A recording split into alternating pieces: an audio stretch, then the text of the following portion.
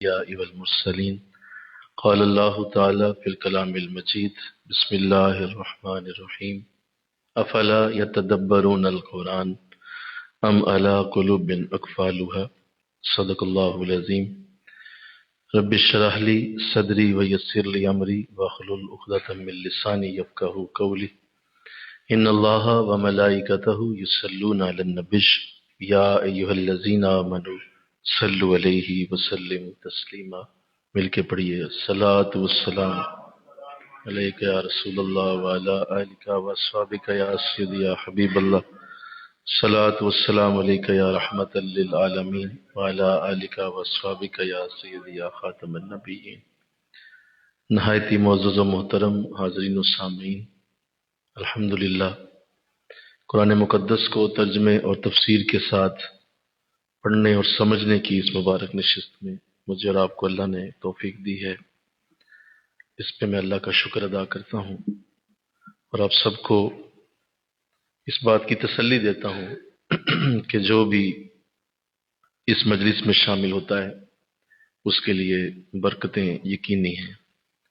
قرآن کریم ایک ایسی اعلیٰ کتاب ہے کہ اس کو دیکھنا بھی ثواب ہے، اس کو نظر کرنا بھی ثواب ہے، اور اس کے لیے وقت دینا، اس کو پڑھنا سمجھنا، یہ ہر حالت میں برکت کا سبب ہے. یعنی جو ہی یہ کتاب کھلتی ہے تو رحمتوں کا اترنا یقینی ہو جاتا ہے. یہ ممکن ہی نہیں ہے کہ کوئی قرآن کھولے اور اس پہ رحمت نہ اترے، یہ ممکن نہیں ہے. تو اللہ نے ہم سب کو یہ موقع دیا کہ ہم جمعہ کے دن مرکز مجدیہ میں حاضر ہو کر اس عظیم سعادت سے بہرہ ور ہوتے ہیں، جس میں کوئی شک نہیں ہے کہ قرآن سامنے کھلا ہو اور آپ قرآن ہی سمجھ رہے ہوں، قرآن ہی پڑھ رہے ہیں. اللہ ہمیں ایسا ہی رکھے اور اللہ ہمیں اسی طرح قرآن کے ساتھ جوڑے رکھے. آج انشاءاللہ العزیز سورہ روم کی اگلی آیات پڑھی جائیں گی. بسم اللہ الرحمن الرحیم. وَإِذَا مَسَّ النَّاسَ ضُرٌّ دَعَوْا رَبَّهُمْ مُنِيبِينَ إِلَيْهِ ثُمَّ إِذَا أَذَاقَهُم مِّنْهُ رَحْمَةً إِذَا فَرِيقٌ مِّنْهُم بِرَبِّهِمْ يُشْرِكُونَ لِيَكْفُرُوا بِمَا آتَيْنَاهُمْ فَتَمَتَّعُوا فَسَوْفَ تَعْلَمُونَ أَمْ أَنزَلْنَا عَلَيْهِمْ سُلْطَانًا فَهُوَ يَتَكَلَّمُ بِمَا كَانُوا يُشْرِكُونَ وَإِذَا أَذَقْنَا النَّاسَ رَحْمَةً فَرِحُوا بِهَا وَإِن تُصِبْهُمْ سَيِّئَةٌ بِمَا قَدَّمَتْ أَيْدِيهِمْ إِذَا هُمْ يَقْنَطُونَ أَوَلَمْ يَرَوْا أَنَّ اللَّهَ يَبْسُطُ الرِّزْقَ لِمَن يَشَاءُ وَيَقْدِرُ إِنَّ فِي ذَلِكَ لَآيَاتٍ لِقَوْمٍ يُؤْمِنُونَ. صدق اللہ العظیم. ایک ہی موضوع پہ یہ آیتیں اتری ہیں. سماعت کیجیے ترجمہ. اللہ فرماتا ہے سورہ روم میں آیت نمبر 33 کے اندر 33، وَإِذَا مَسَّ النَّاسُ ضُرٌّ دَعَوْا رَبَّهُمْ مُنِيبِينَ إِلَيْهِ، اور جب لوگوں کو کوئی تکلیف پہنچتی ہے تو اپنے رب کو رجوع کرتے ہوئے پکارنے لگتے ہیں. اذا اذاقہم منہ رحمتاً اذا فریق منہم بربہم یشرکون، اور پھر جب وہ ان کی فریاد کو قبول فرما کر انہیں اپنی جناب سے رحمت کا مزہ چکھاتا ہے تو ایک گروہ ان میں سے رب کے ساتھ شرک کرنے لگتا ہے. لیکفروا بما آتیناہم فتمتعوا، اچھا ناشکری کر لیں اس نعمت کی جو ہم نے انہیں دی ہے. فسوف تعلمون، بس اے ناشکرو لطف اٹھا لو، تمہیں اس کا انجام جلدی معلوم ہو جائے گا. ام انزلنا علیہم سلطانا فہو یتکلم بما کانوا بہ یشرکون، کیا ہم نے ان پر کوئی دلیل اتاری ہے پس وہ گواہی دیتے ہیں اس شرک کی سچائی کی جو وہ کرتے ہیں. اور جب ہم لوگوں کو اپنی رحمت کا مزہ چکھاتے ہیں تو وہ اس پر پھولے نہیں سماتے، اور اگر انہیں کوئی تکلیف ان کے کرتوتوں کی وجہ سے پہنچتی ہے جو وہ آگے بھیج رہے ہیں، ان کے ہاتھوں نے جو بھیجا، تو وہ مایوس ہو جاتے ہیں۔ کیا انہوں نے بار بار مشاہدہ نہیں کیا کہ اللہ ہی رزق کھولتا ہے جس کے لیے چاہتا ہے، اور اللہ ہی تنگ کر دیتا ہے جس کے لیے چاہتا ہے؟ بلا شبہ ان لوگوں کے لیے اس میں نشانیاں ہیں جو ایمان لے کے آئے ہیں۔ مل کے کہو سبحان اللہ۔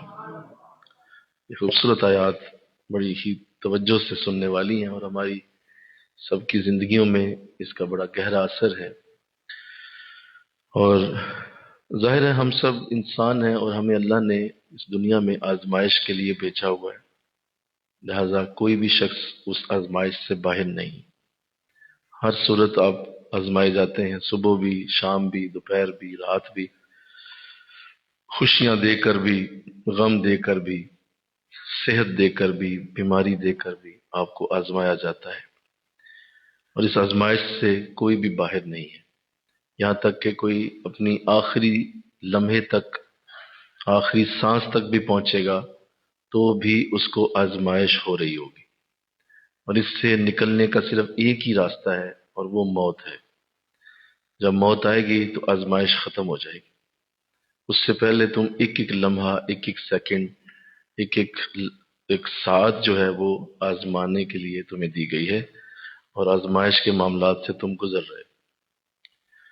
تو اللہ نے ان آیات میں، چونکہ بندہ اسی کے ہاتھوں سے بنا ہے، اور بندے کو بنانے والا بھی وہی ہے، اس کی تخلیق کرنے والا بھی وہی ہے، تو وہ جانتا ہے کہ میرا بندہ جو ہے وہ جب اس پہ میں کوئی تکلیف اتارتا ہوں، یا جب میں اس پہ کوئی ایسا معاملہ اتارتا ہوں تو اس وقت اس کی کیا حالت ہوتی ہے، اور اسے کیا کرنا چاہیے اس وقت، اور اس کے معاملات کیسے ہونے چاہیے، یہ اس آیات کے اندر کھل کے بیان کیا گیا۔ پہلے تو یہ فرمایا کہ مجھے پتا ہے کہ میں نے ہی تمہیں بنایا ہے، اور میں تمہاری حالت کو اچھی طرح جانتا ہوں کہ جب تمہارے اوپر مصیبت آتی ہے تو اس وقت تم کیا کرتے ہو، جب خوشی آتی ہے تو تم کیا کرتے ہو، تو مجھے اس کا علم ہے۔ اللہ بڑا خوبصورت خالق ہے، اور وہ بڑی اعلیٰ تخلیق کرنے والا ہے، لیکن بندوں کی یہ کمزوری اس نے ہمارے سامنے کھول دی، اور یہ ہم سب کی کمزوری ہے، یہ ہماری ویکنس ہے، تو ہمیں پتہ ہونا چاہیے کہ یہ ہماری کمزوری ہے، تاکہ ہم اس پہ قابو پائیں۔ انشاءاللہ کہو نا، ہم اس پہ قابو پائیں۔ یہ اللہ نے ہمیں بتا دیا کہ یہ تمہارے اندر کمزوری ہے، اس کمزوری کو ٹھیک کر لو۔ کیا؟ اور جب لوگوں کو کوئی تکلیف پہنچتی ہے تو وہ اپنے رب کو رجوع کرتے ہوئے پکارنے لگتے ہیں۔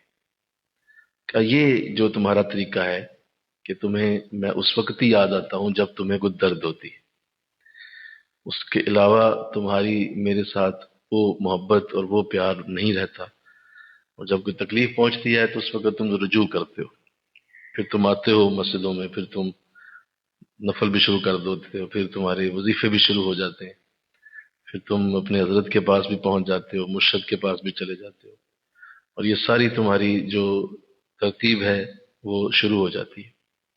جبکہ میرا تمہارا تعلق صرف یہ تو نہیں تھا کہ تم مصیبتوں میں مجھے پکارو، نہیں، میرا تمہارا تعلق مستقل محبت کا ہے، ایک مستقل پیار ہونا چاہیے تھا میرے ساتھ۔ یہ کیا بات ہوئی کہ جب چھانٹا پڑا، جب لاش پڑی، اور جب وہ تکلیف کے دن آئے تو ساتھ ہی جو ہے وہ اب اللہ اللہ شروع ہو گئی؟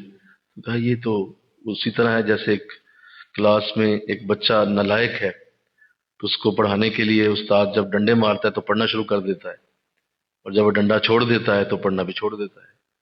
تو کہا یہ تو کوئی بات نہ ہو، یہ تو وہی ہے جو نالائق ترین انسان، اس کو راستے پہ لانے کے لیے اس کو ڈنڈے مارنے کی ضرورت پڑ جاتی ہے۔ سمجھدار وہ ہے جو ہر حالت میں اللہ کے ساتھ جڑا ہوا ہے، جس کی ہر وقت اللہ کے ساتھ ایک خاص محبت ہے، ایک پیار ہے۔ اور بھی دنیا کی تکلیفیں یہ آنی جانی چیزیں ہیں، یہ تو ہوتی ہی رہتی، یہ تو چلتا ہی رہتا ہے، اور یہ تو کبھی بند ہونا بھی نہیں ہے۔ تو میں اپنے رب کا راستہ کیوں چھوڑوں؟ میں اپنے رب کے لیے وہ محبت، وہ پیار جو میرے ساتھ وہ 70 ماؤں سے زیادہ کرتا ہے، تو میں اس کو وہ جواب کیوں نہ دوں؟ تو چونکہ ہم بندے کچھ ایسے ہی ہیں، اور ہماری اندر یہ کمیاں ہیں، اللہ اس کمی کو دور فرمایا، آمین کو۔ اللہ اس کمی کو دور کر دے کہ ہمیں اللہ اپنے ان بندوں میں شامل کرے جو اس چیز سے بے نیاز ہو کے سجدے کرتے ہیں، ان چیزوں سے بے نیاز ہو کے وہ رکوع کرتے ہیں، ان چیزوں سے بے نیاز ہو کے وہ اللہ اللہ کرتے ہیں، انہیں اس سے کوئی غرض نہیں۔ بہار ہو کے خزاں لا الہ الا، یہ نغمہ فصل گل و لالہ کا نہیں پابند۔ علامہ اقبال نے کہا یہ نغمہ فصل گل و لالہ کا نہیں پابند، بہار ہو کے خزاں لا الہ الا۔ کہا یہاں تو دنیا میں کچھ بھی ہوتا رہے، بہار آ جائے یا خزاں آ جائے، میری نماز نہیں چھوٹے گی، میرا قرآن نہیں چھوٹے گا، میرا اللہ کے ساتھ رشتہ وہ کمزور نہیں ہوگا، اس لیے کہ میں ان تکلیفوں سے تھوڑی اللہ کو یاد کر رہا ہوں۔ تو اگر غور کیا جائے تو یہ بھی ہے، حقیقت ہے کہ اگر غور کیا جائے، اگر اللہ یہ بیماریاں، تکلیفیں، پریشانیاں لوگوں سے اٹھا دے اور بالکل انہیں ان میں مبتلا نہ کرے اور ان کو رہنے دے، اور انسانوں کو ایسے ہی کر دے کہ جیسے وہ ہر ایک کو آزاد کر دے ان چیزوں سے، تکلیف سے، دکھ سے، پریشانی سے اور ٹینشنیں اور اس طرح کی جتنی رکاوٹیں ہیں وہ انسان سے اگر اٹھا دی جائیں، تو بزرگ لکھتے ہیں کہ اللہ کی مسجدیں خالی ہو جائیں، کوئی بھی نہ جائے، اس لیے کہ محبت اللہ سے کس کو ہے، پیار کس کو ہے؟ یہ پیار کے لیے تھوڑی آتے ہیں، یہ تو اپنی اس ٹینشن کے لیے مسجد کی طرف دوڑتے ہیں کہ چلو یار جا کے دعا کرتے ہیں شاید یہ مسئلہ حل ہو جائے۔ محبت کے لیے کون آتا ہے؟ تو مسجدیں تو خالی ہو جائیں۔ اس لیے اللہ نے اپنی مسجدوں کو آباد بھی تو رکھنا ہے نا، مل کہو نا سبحان اللہ۔ تو آباد کرنے کے لیے پھر وہ ڈنڈے برساتا ہے، پھر وہ کوڑے مارتا ہے، پھر وہ تنگیاں پیدا کرتا ہے، پھر وہ بہت ساری تمہاری زندگی میں مشکلات کے دروازے کھولتا ہے۔ اور اصل میں اس کے پیچھے مقصد یہ ہوتا ہے کہ جو ہی یہ اس حالت میں جائے گا تو اس کو ضرور میری یاد آئے گی، اور پھر اسے یاد آئے گی کہ میں کسی کا بندہ ہوں، کوئی میرا خالق ہے، اور کوئی ہے جو میری اس دعا کو یا اس میری پریشانی کو دور کر سکتا ہے۔ تو اس کے لیے قرآن نے پہلے ایک بات کر دی کہ جب بھی لوگوں کو کوئی تکلیف پہنچتی ہے تو اپنے رب کو رجوع کرتے ہوئے یاد کرنا شروع کر دیتے ہیں۔ تو یہ پہلا انداز ہے، تو اللہ اسے محفوظ کرے، آمین کہو، آمین کہو۔ وہ اس کا محتاج نہیں ہے، وہ اس کا محتاج نہیں ہے، تمہیں اس سے باہر نکلنا ہے، اپنے ذہن کو اس سے اوپر لے کے جانا ہے کہ یہ نماز روزہ کا نظام تمہاری دکھوں اور تکلیفوں کو دور کرنے کے لیے نہیں دیا گیا، یہ اللہ سے ملنے کے لیے دیا گیا ہے۔ اس کا تعلق اللہ سے جوڑنا ہے، اللہ سے جڑنا ہے، اور اگر آپ اس کو اس لیے استعمال کر رہے ہیں کہ آپ کے دکھ اور تکلیفیں ختم ہو جائیں تو کبھی بھی نہیں ہو سکتی۔ جتنے نمازی بنتے جاؤ گے اور زیادہ تکلیفیں آتی جائیں گی، جتنے زیادہ نیک ہو جاؤ گے اور بڑی آزمائش میں مبتلا کر دیے جاؤ گے۔ تم اگر یہ سوچ کے روزے رکھتے ہو یا یہ سوچ کے دین پہ عمل کر رہے ہو کہ تم بڑی آسان زندگی گزارو گے، تو اس کائنات میں جس نے دین پھیلایا ہے، اصل میں جس سے دین نکلا ہے، وہ آقا دو جہاں کی ذات کریمہ ہے۔ تو حضور کی زندگی تو ساری پریشانیوں سے بھری پڑی ہے۔ تو اگر اللہ نے نجات دینی ہوتی تو اللہ اپنے نبی کو ان چیزوں سے نجات دے دیتا، لیکن ان سے بھی نہیں دی، ان کو بھی نہیں دی، تو تجھے کیوں دے گا وہ؟ تو اس کا لگتا کیا ہے؟ کون ہے تو؟ اس کا کیا تیرے اس کے ساتھ رشتہ ہے سوائے بندے اور خالق کے؟ وہ تو اس کے محبوب بھی تھے، وہ تو اس کے بڑے قریب بھی تھے، وہ تو اس کے بڑے لاڈلے بھی تھے، وہ تو اس کے بہت زیادہ پیارے بھی تھے۔ اگر انہوں نے نہیں چھوڑا تو بتاؤ مجھے آپ کو کیوں چھوڑے گا؟ تو پہلے تو یہ ذہن بنا لیا جائے کہ یہ مصیبتیں، پریشانیاں جو ہیں یہ زندگی کا حصہ ہیں، اس کا تعلق تمہارے نماز روزے سے نہیں ہوتا۔ بولو، اس کا تعلق تمہارے نماز روزے سے نہیں ہے، یہ تو زندگی کا ایک پارٹ ہے، یہ تو آنی ہی آنی ہے، آپ جتنے چاہیں صدقے دے لیں۔ ہاں یہ ہے کہ صدقے سے اللہ یہ کرے گا کہ تھوڑی سی تکلیف کم کر دے، بول دو تھوڑی سی تکلیف تھوڑی پیچھے ہو جائے گی، ذرا کم ہو جائے گی، کسی اور انداز میں وہ لے لے گا، لیکن چھوڑے گا نہیں تجھے وہ۔ تم یہ کہو کہ جی صبح سے شام تک میں صدقہ ہی دیتا رہوں اور کل کا آنا معاملہ خراب ہو رہا ہے تو نہ ہو، نہیں، وہ اللہ کسی اور انداز سے دے جائے، اس کو کسی اور انداز سے ٹال دیا جائے گا۔ تو اللہ توفیق دے اس حقیقت کو سمجھنے کی اور اپنی زندگی میں اس کو اپنانے کی، کہ ارشاد فرمایا کہ تم وہ ہو کہ جب کوئی تکلیف تمہیں پہنچتی ہے تو فوراً میری یادوں میں چلے جاتے ہو، اور تجھے بڑا میرا اس وقت نام یاد آتا ہے، اور ایک ایسے شخص کی طرح جو خود غرض ہے، جسے اپنی غرض کے ساتھ ایک میری یاد آتی ہے۔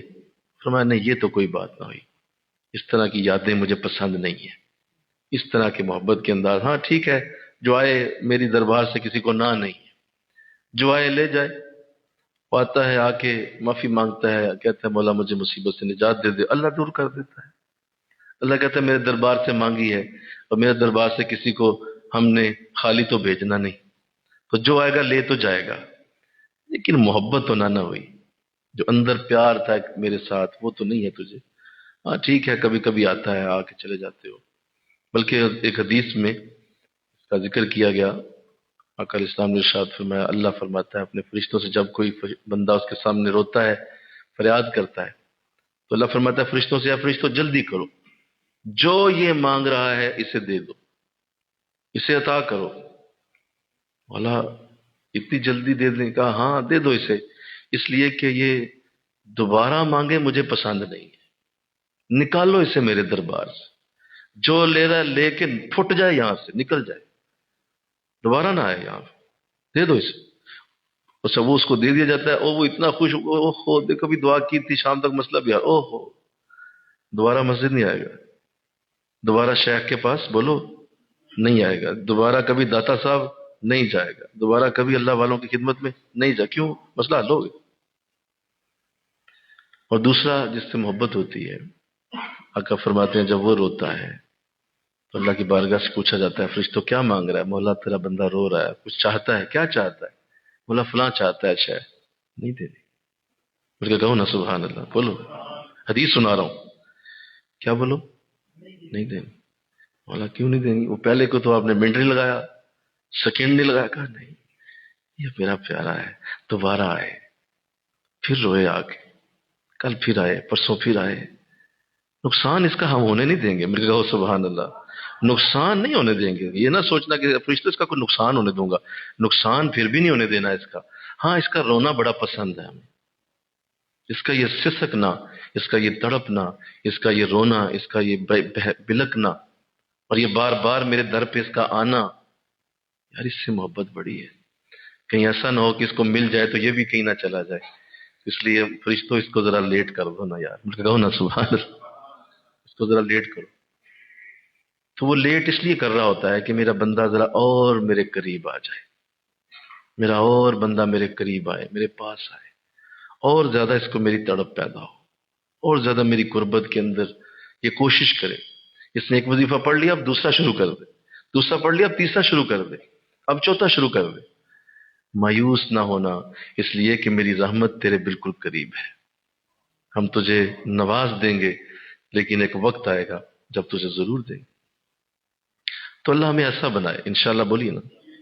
کہا کہ جب پہنچتی ہے تمہیں تکلیف تو تم فوراً مجھے پکارتے ہو، اور میں جب تمہاری فریاد قبول کر لیتا ہوں تو سنو تمہارا آگے کیا رد عمل ہوتا ہے، تم انسان کیسی کمزوری میں مبتلا ہو کہ سنو، جب وہ انہیں ان کی فریاد سن کر اپنی رحمت کا مزہ چکھا دیتا ہے اپنی جناب سے۔ کیسے بولا؟ اپنی جناب سے رحمت کا مزہ چکھا دیتا ہے، یعنی وہ ایسا نہیں ہوتا کہ تمہاری دعاؤں سے میں نے کہا بس مجھے تجھ پہ رحم آ گیا، تیری دعاؤں سے نہیں کچھ ہوا، میری رحمت نے تجھ پہ کرم کر دیا، میری جناب سے وہ رحمت تمہارے اوپر آئی ہے۔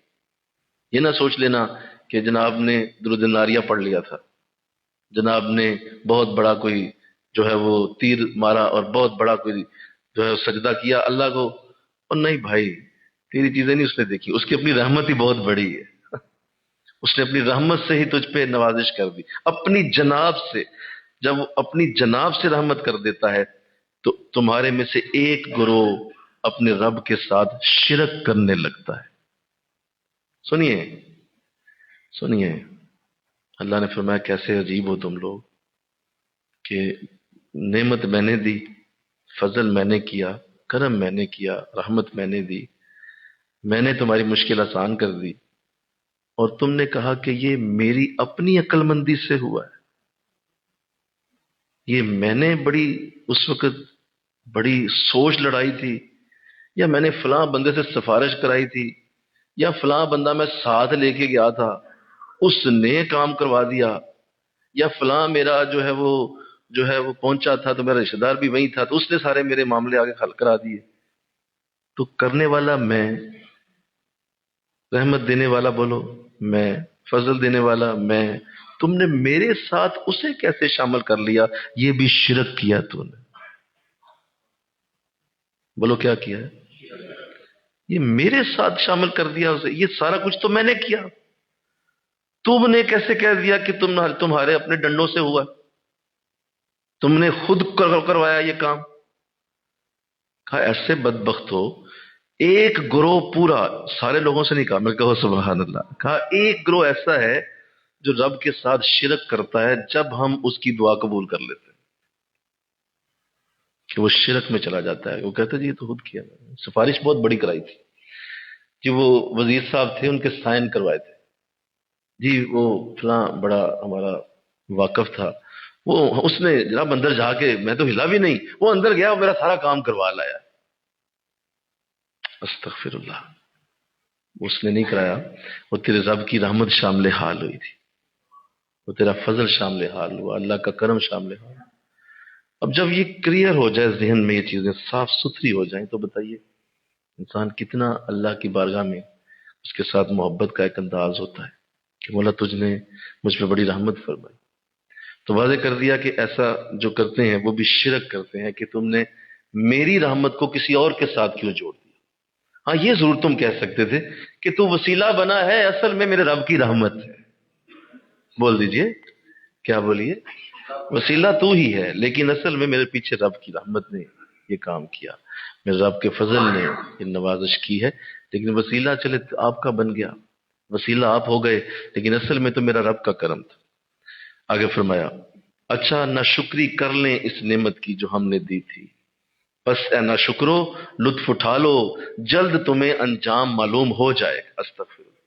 کہا یہ جو تم نے ایک بات کر دی ہے نا، کچھ ہی دیر بعد ایک نئی مصیبت میں پڑو گے، ایک نئے ہم تمہیں آزمائش کے دن دکھائیں گے، اس وقت پھر دیکھیں گے نا کہ اب تمہاری کون مدد کرتا ہے۔ اس وقت تو چلو تم نے مدد کروا لی اور تمہیں لگا کہ یہ اللہ نے نہیں فلاں نے کر دیا ہے، یہ تمہارا جو ذہن تھا کہ فلاں نے کیا ہے، تو لاؤ دوبارہ لاؤ، اسی مصیبت سے نکالنے کے لیے وہی بندہ لاؤ، وہ نہیں آ سکے گا، وہ ایسی مصیبت ہوگی وہاں تمہارے پاس کوئی پھٹکے گا بھی نہیں۔ اس وقت ہم تمہیں بتائیں گے کہ اصل میں رحمت کرنے والا کون تھا۔ نہ شکرو، تمہیں پتا چل جائے گا کہ اللہ کا ہی وہ کرم تھا، اور ہم تمہیں اس وقت دکھا دیں گے کہ تمہاری ناشکری نے تمہیں آج یہ دن دکھایا۔ تو اللہ اس سے محفوظ فرمائے۔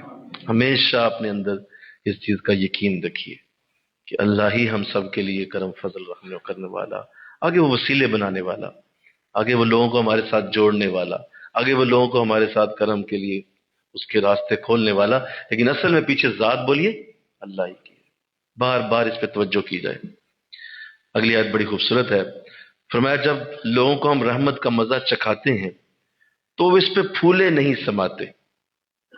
یہ بھی تمہاری بہت بڑی کمزوری ہے کہ اگر ہم تمہاری تکلیف دور کر دیں تو جن کے دلوں میں ایمان کی شمع روشن نہ ہو اور وہ ایمان کے اس درجے پہ نہ ہو، ان کی ٹریننگ نہ ہوئی ہو، تو جب کوئی انہیں آسانی ملتی ہے، دولت آ جاتی ہے، اللہ تھوڑا سا امیر کر دیتا ہے، تھوڑا سا دن پھیر دیتا ہے، ذرا اچھے دنوں میں تم بھی چلے جاتے ہو اور ذرا تم بھی فراخی دیکھتے ہو، وسعت دیکھتے ہو رزق میں، یا ویسے تمہارے صحت کے معاملات اچھے ہوتے ہیں، یا اور بہت ساری اللہ کی نعمتیں، تو اللہ تمہیں وہ دینا شروع کر دیتا ہے۔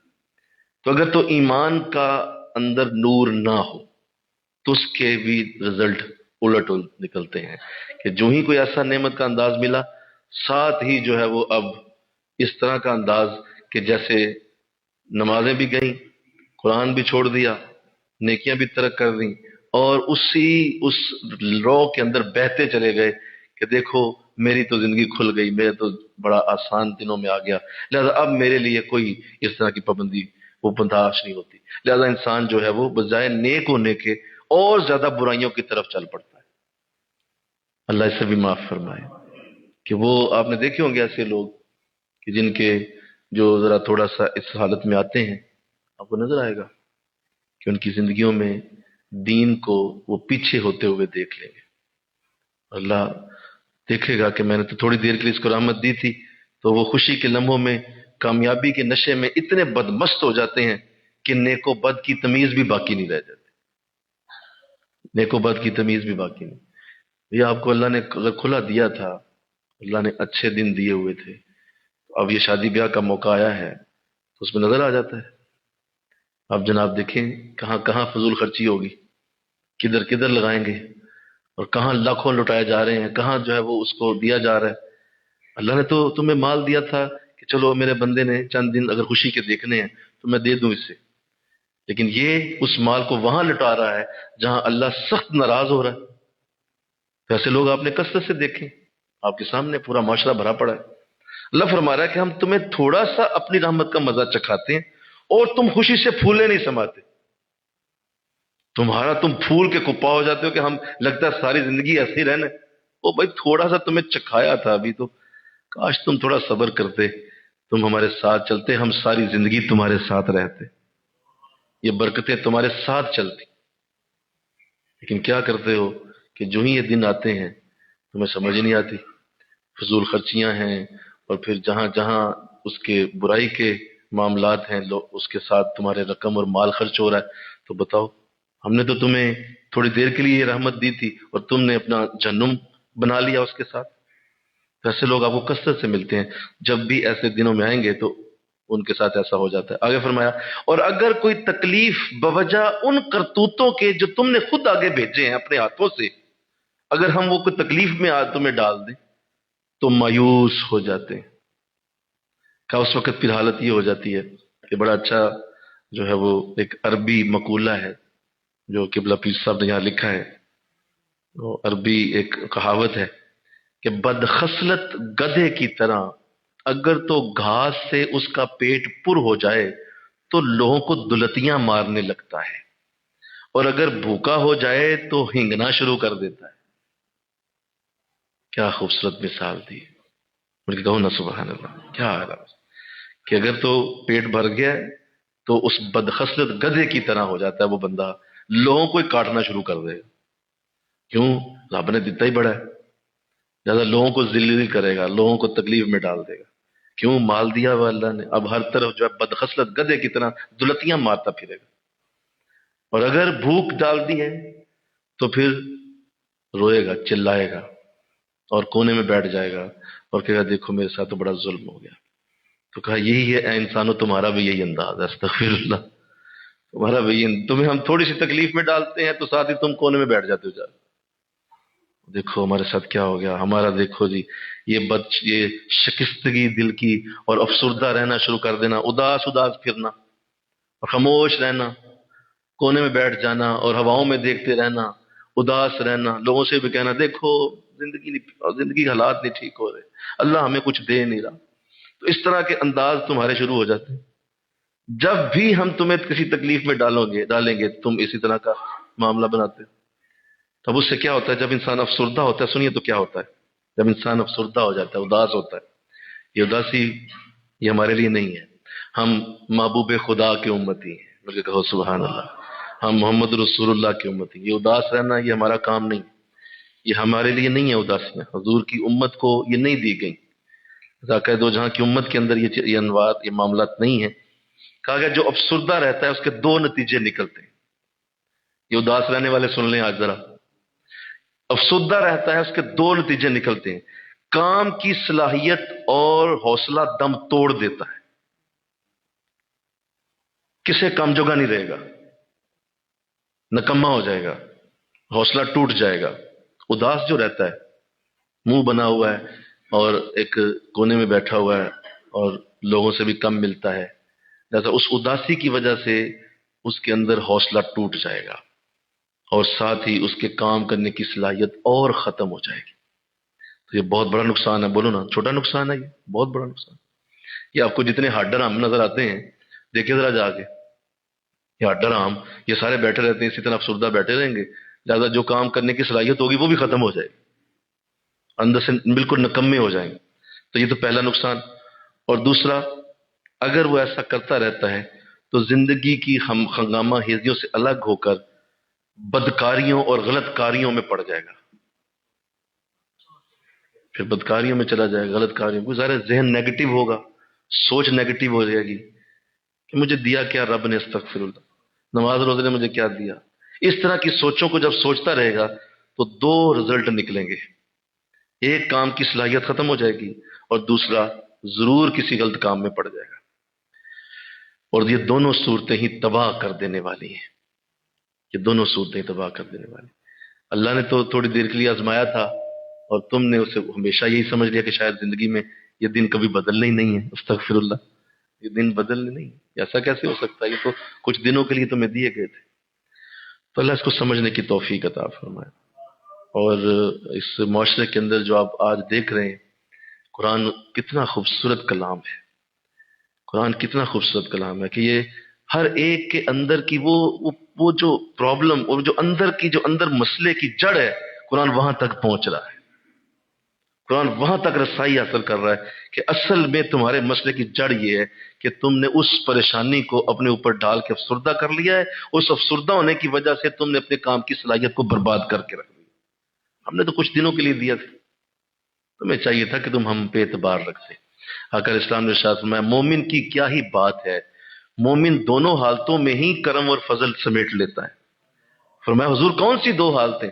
فرمایا جب اللہ اس پہ نعمت اتارتا ہے تو مومن شکر کرتا ہے، اللہ اس کی نعمت کو بڑھا دیتا ہے، اور اگر اللہ اس پہ مصیبت ڈالتا ہے تو مومن صبر کرتا ہے، اللہ پھر بھی اس سے راضی ہو جاتا ہے۔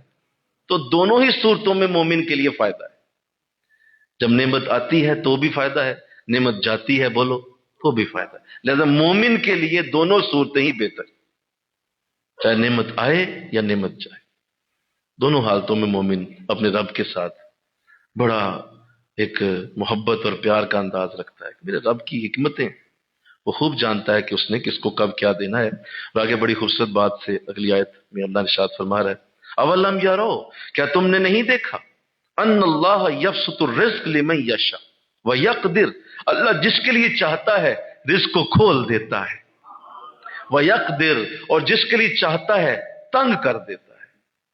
یہ چاہت اس کی ہے، یہ راستہ یہ تم نے خود نہیں بنایا، یہ تیرے رب کا بنایا ہوا راستہ ہے۔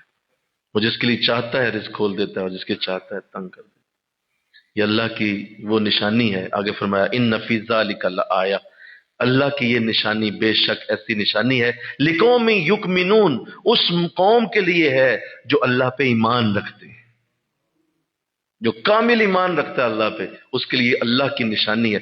رزق کا کم ہونا اور رزق کا بڑھ جانا یہ اللہ کی نشانی ہے۔ اللہ اللہ بعض اوقات ایسا ہوتا ہے نا کہ جس کے جیبیں بھری ہوتی ہیں، اور بعض اوقات ایسا ہوتا ہے کہ دمڑی بھی نہیں ہوتی جیب، تو یہ جو کم زیادہ ہو رہا ہے نا، سمجھ لو اللہ کو پہچاننے کا بہترین طریقہ ہی ہے میرے رب کا نظام، اور جسے چاہے جیسے چاہے دن دے، جس طرح کے دنوں سے چاہے گزارے، اور تمہاری اپنی کوئی اوقات نہیں اس میں کہ تم خود سے کہو کہ مولا مجھے تو نے کیوں غریب کر دیا، یا مجھے تو نے بہت زیادہ امیر کیوں کر دیا۔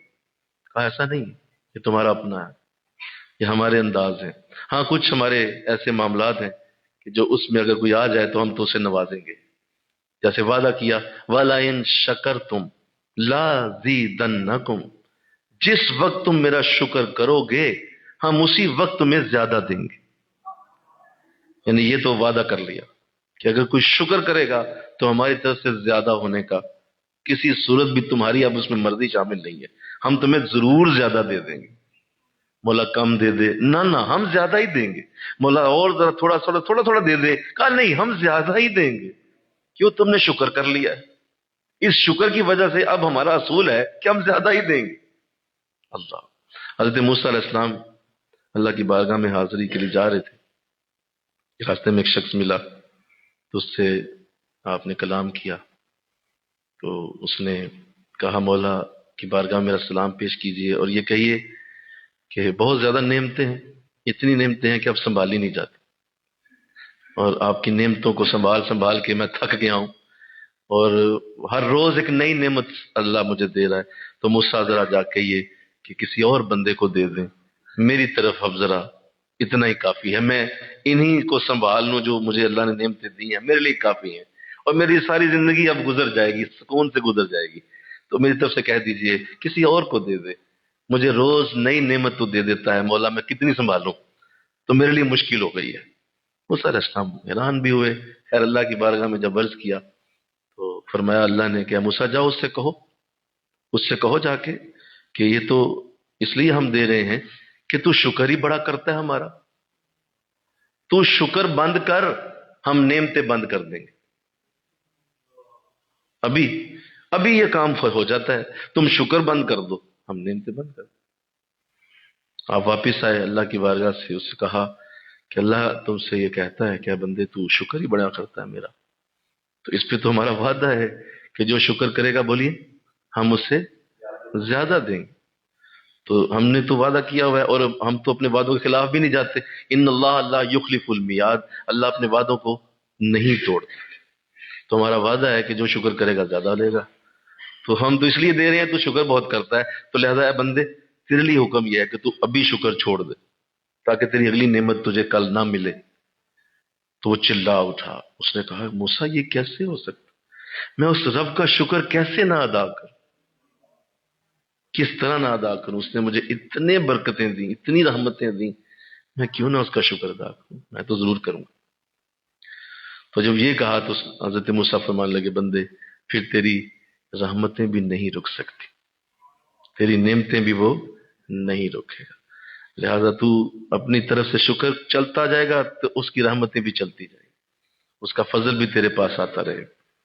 لیکن یہ یاد رکھو کہ اللہ کا اصول ایک ہی ہے کہ اللہ جس کے لیے چاہتا ہے رزق کھول دیتا ہے، وہ اپنے بندوں کے لیے اپنے رزق کے معاملات میں بڑا سینسٹیو ہے، وہ کسی کو اس میں دخل اندازی کرنے کی اجازت نہیں دیتا، کوئی تعویذ، کوئی کسی کی بری نظر، کوئی کسی قسم کا کالا جادو تیرے رزق کے ساتھ نہیں ٹکرا سکتا، اس لیے کہ رزق کا ہاتھ اللہ نے خود اپنے ہاتھوں میں رکھا ہوا ہے۔ آپ نے ابھی قرآن سے پڑھا ان اللہ یرزق، اللہ رزق دیتا ہے، جتنا چاہے جتنا بند کرے اس کی مرضی۔ کوئی کر گیا، کوئی نظر لگا گیا، کوئی بتا گیا، کوئی یوں کر گیا، کوئی ادھر کر گیا، یہ فضول قسم کی بحثوں میں نہ پڑھو، اس طرح کی فضول قسم کی بحثوں میں پڑھ کے اپنا وقت ضائع نہ کرو، کر بھی لوگے تو فائدہ کوئی نہیں ہے، رزق اس نے خود ہی دینا ہے اپنی مرضی سے، کرتے رہو وقت ضائع، اس کا کوئی فائدہ نہیں ہونا تم، کیونکہ یہ اللہ نے اپنے ہاتھوں میں رکھا ہوا ہے۔ میرا بندہ جب چاہے جیسا چاہے میں اس کو رکھوں، میری مرضی۔ آپ نے دیکھا ہوگا بہت سارے ایسے لوگ دستخط بھی کرنا نہیں آتے، کروڑ پتی ہوتے ہیں، دستخط بھی نہیں کرنا آتے، اور بہت سارے ایسے ہیں M S C B S C بڑے بڑے ڈگریاں لے کے پھر رہے ہیں، اور شام کو کھانے کے لیے روٹی کوئی نہیں، جاب بھی کوئی نہیں، نوکری کوئی نہیں، تو وہ پڑھا لکھا اور وہ دستخط بھی نہیں، تو مطلب کیا؟ اللہ جسے چاہے عطا فرمائے، اللہ جسے چاہے عطا فرمائے۔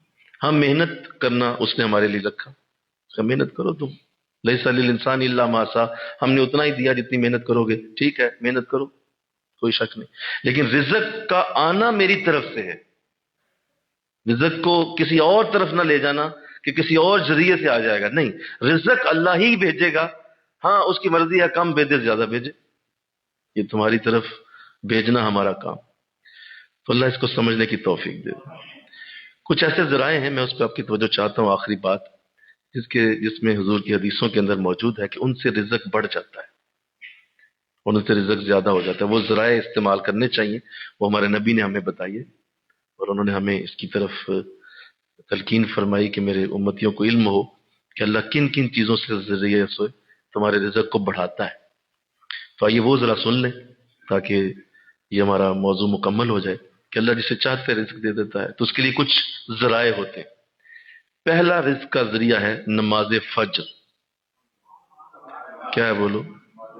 نماز فجر جو ہے یہ رزق کا ذریعہ ہے، حضور اسلام نے اس کی حدیث میں وضاحت بھی کی ہے، لمبی بات ہو جائے گی، بس یہ یاد رکھیں کہ نماز فجر رزق کھولتی ہے، جو لوگ فجر نہیں پڑھتے ان کا رزق نہیں کھل سکتا، بڑی پرابلم ہو جائے گی، ان کی رزق میں تنگی سی رہتی ہے، تو اللہ سے میں محفوظ فرمائے آمین کو۔ دوسرا جو رزق کھلنے کا ذریعہ ہے وہ ہے رشتہ داروں پہ خرچ کرنا۔ کیا ہے بولو؟ رشتہ داروں پہ خرچ کرنا، اس سے بھی رزق کھلتا ہے، اور اس میں بھی اپنی بیوی پہ خرچ کرنا۔ حضور نے صحابہ سے پوچھا صحابہ سب سے بہترین صدقہ کیا ہے؟ تو صحابہ نے بتایا حضور وہاں وہاں وہاں وہاں صدقہ، کہا نہیں نہیں یہ بہترین صدقے نہیں ہیں، اچھے صدقے ہیں لیکن بہترین سب سے اعلیٰ صدقہ یہ نہیں ہے۔ کہا حضور تو بھی سب سے بڑا، کہا اپنی بیوی کو خرچہ دینا، جو اپنی بیوی پہ خرچ کرتا ہے وہ زیادہ امیر ہو جاتا ہے، جلدی اللہ اسے امیر کر دے گا جو اپنی بیوی پہ مال خرچ کرتا ہے۔ تو بتائیے مل کے کہو نا سبحان اللہ۔ اس کے بعد باقی رشتہ دار آتے ہیں، عزیز ہیں، بہن بھائی ہیں، ان کے اوپر خرچ کرنے سے اللہ رزق کو کھول دیتا ہے۔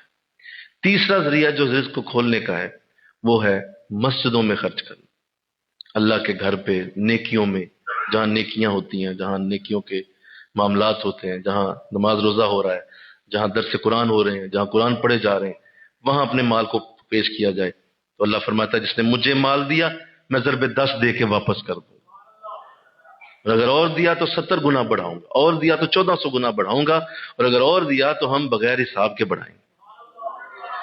تو وہاں خرچ کیا جائے، اس سے بھی آپ کو مال کی زیادتی ملتی ہے، اور آپ کو اللہ رزق میں برکت عطا کر دیتا ہے، رزق کھول دیتا ہے۔ اگلا ذریعہ جو بہت بڑا ہے، جو رزق کو بڑھا دیتا ہے، وہ ہے عمرے اور حج کرنا، کیونکہ یہ بھی باقاعدہ اس کے ساتھ جڑا ہوا ہے۔ حضور کی حدیث موجود ہے، فرمایا جو عمرے اور حج کرتا ہے اللہ اسے امیر کر دے گا، اس کی تنگ دستی ختم کر دی جاتی ہے جو کسی بھی حالت میں عمرے اور حج کی طرف جاتا ہے، کیونکہ یہ اللہ سے ملاقات ہوتی ہے، اور اللہ سے ملاقات جب کوئی کر کے آئے تو اللہ اس کو کھول کے سب کچھ دے کے واپس بھیجتا ہے۔ یہ نہیں ہو سکتا کہ اللہ اسے ویسے ہی آنے دے۔ اس لیے عمرے حج سے بھی، بلکہ بزرگوں نے ایک جملہ لکھا کہ جہاں بھی آپ کو کبھی تنگی آنے لگے، آپ قرضوں میں ڈوبنے لگیں، آپ کسی ایسی مصیبت میں آنے لگیں جہاں مال کی کمی آ رہی ہے، فوراً اٹھیں اور عمرہ کریں جا کے، اللہ اس کو دور فرما دے گا، کھول دے گا تمہاری زندگی سے، جا کے عمرہ کر رہے ہیں۔